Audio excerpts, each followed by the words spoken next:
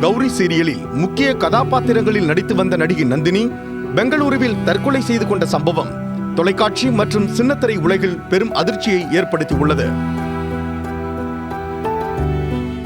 கௌரி சீரியலில் துர்கா, கனகா என இரட்டை வேடங்களில் நடித்த நந்தினி தனது நடிப்பு திறமையால் ரசிகர்களிடையே கவனம் பெற்றிருந்தார்.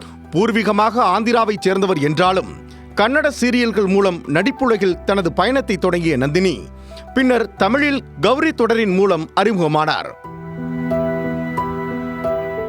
பொதுவாக சீரியலில் நடிக்கும் நடிகைகள் ரசிகர்கள் மத்தியில் நல்ல பிரபலமடைந்து விடுகிறார்கள்.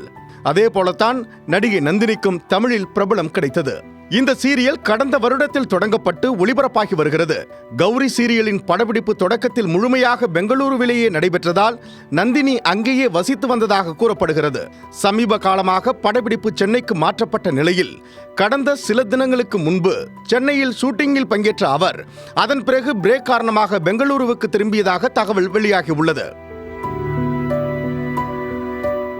இந்த நிலையில் நேற்று இரவு பெங்களூருவில் அவர் தங்கியிருந்த அறையில் தூக்கிட்டு தற்கொலை செய்து கொண்டதாக கூறப்படுகிறது. சம்பவம் குறித்து போலீசார் விசாரணை நடத்தி வருகின்றனர். இதுவரை தற்கொலைக்கான காரணம் குறித்து எந்த அதிகாரப்பூர்வ தகவலும் வெளியாகவில்லை.